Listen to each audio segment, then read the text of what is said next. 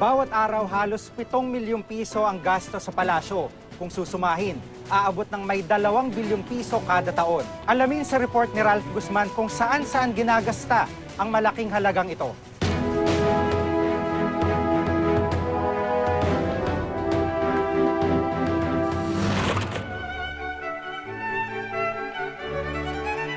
Ang palasyo ng Malacanang ang seat of power. Ito ang nagsisilbing official residence ng Presidente ng Republika ng Pilipinas. Larawan ng isang magarbong pamumuhay ang sasalubong sa sinumang darating dito. Ang perang ginugugol para mapanatili ang palasyo at mga opisinang sakop nito, hindi biro. Sa report ng Commission on Audit, umabot sa 2 bilyon at 4 na milyong piso ang pondo para sa opisina ng Pangulo noong nakaraang taon.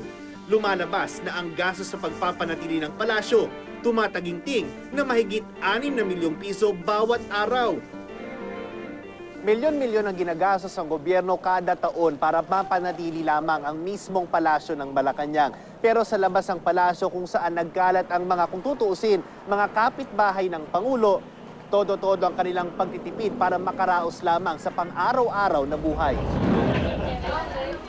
Kung garbo ang larawan sa loob ng palasyo, payak naman ang buhay ng ilan nating kababayan. Ang mag-anak ni Mang Julio, nag-uumpisa ang araw sa kakaunting almusal na pinagkakasya ng pamilya. Bawat ulam na binibili, 20 hanggang 30 pesos, kaya hati-hati na lang sa isang ulam ang mga bata. Sa kanilang pamilya, tinatayang 4,500 piso kada buwan na agad ang gastusin sa pagkain. Iba naman ang sitwasyon sa kanilang kapitbahay sa Nagtahan. Dito, tinatayang 7 milyon agad ang ginagastos buwan-buwan sa pagkain pa lang. Sa isang taon, lumalabas na mahigit 80 milyong piso ang ginagastos sa pagkain. Lalo pat dito dinadala ang mga foreign leader at mga negosyanteng gustong mamuhunan sa bansa. Sa panahong mas mabilis kung tumaas ang presyo ng bilihin kaysa kumita, mahalaga ang pagtitipid para sa pamilya ni Mang Julio. 350 piso kada araw ang kanyang sahod. Kaya kailangang pagkasyahin ang iba pang bayarin.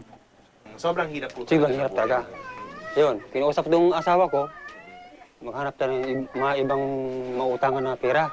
Kumukuha kami ng 5-6. Kaya wala talaga yung bang paraan ko di kukuha ng 5-6.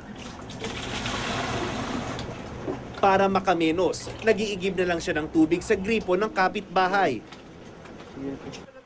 600 piso naman sa kuryente o mahigit 7,000 kada taon. Sa palasyo naman, halos 20 milyong piso sa isang taon ang gastos sa tubig.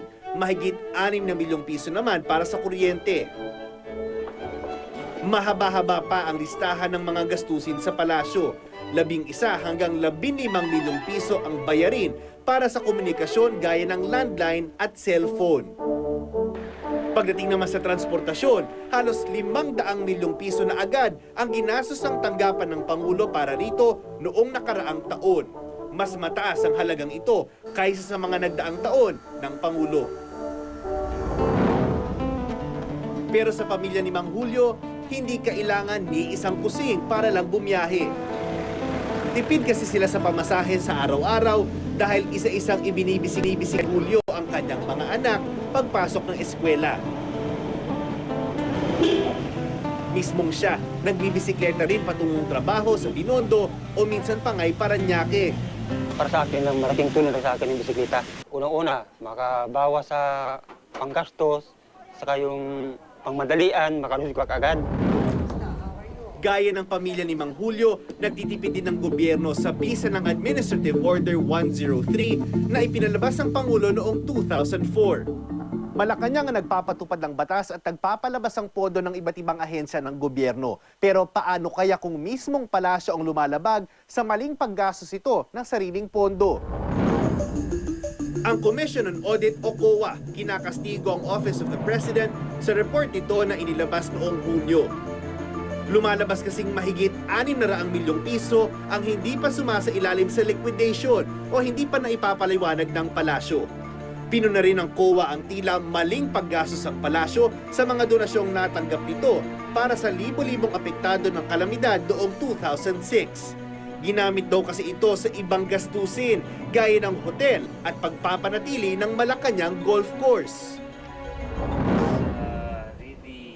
Naniniwala ang Transparency and Accountability Network o TAN na kailangan ng sapat na pondo ang tanggapan ng Pangulo. Pero maraming dapat ipaliwanag ang palasyo, lalo pat noong 2004, mismo ang Pangulo ang nag-utos ng pagtitipid sa bisa ng AO 103. Ang problema kasi dito, matagal nang sinasabi ni President Arroyo na magle-lead siya by example.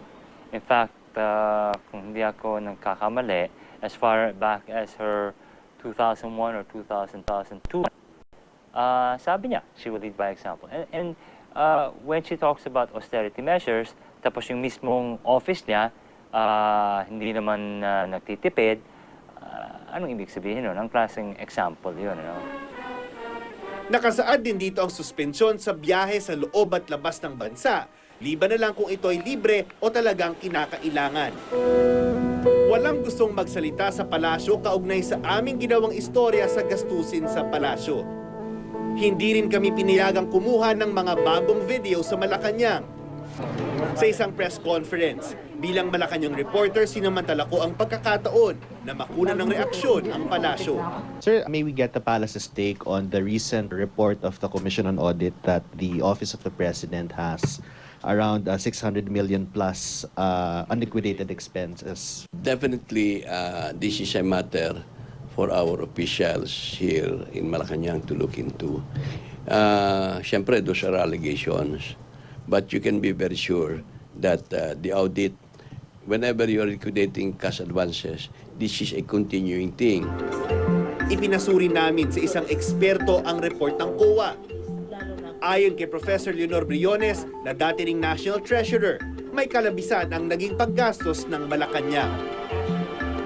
Halimbawa sa foreign travels, I usually hino-host ng host country yung mga events dyan. So, in a sense, libre yan. Pero may ugali ang Philippine government na kung magbabiyahe ang presidente, isang katutak na opisyal ang sumasama at lahat yan ay libre.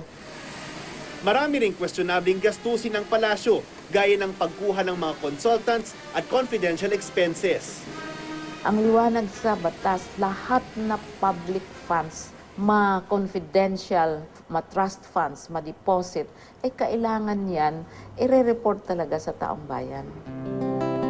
Paniwala ng ilang sektor, hindi dapat makatakas sa anumang pananagutan ang mga responsableng opisyal ng palasyo. Tatanggap ka ng pera galing sa pamahalaan, pera ng taong bayan, kailangan magiging accountable. Sino hong dapat managot niyan kung sakasakaling? Well, ultimately, the president. Ultimately, I mean, I'm sure she has someone there doing it for her, but the buck stops at the desk of the president. Porsigidong burahin daw ng pamahalaan ng kahirapan. Pero sa kabila nito, marami pang mga tulad ng pamilya ni Mang Julio ang hirap sa paghihigpit at sinturon, makaraos lang. Mailagay sana sa tama ang paggasta at mapunta sa dapat na pinupuntahan ang pondong nagmula din naman sa mamamayan. Ako si Ralph Guzman at itong nakatala sa aking Reporter's Notebook.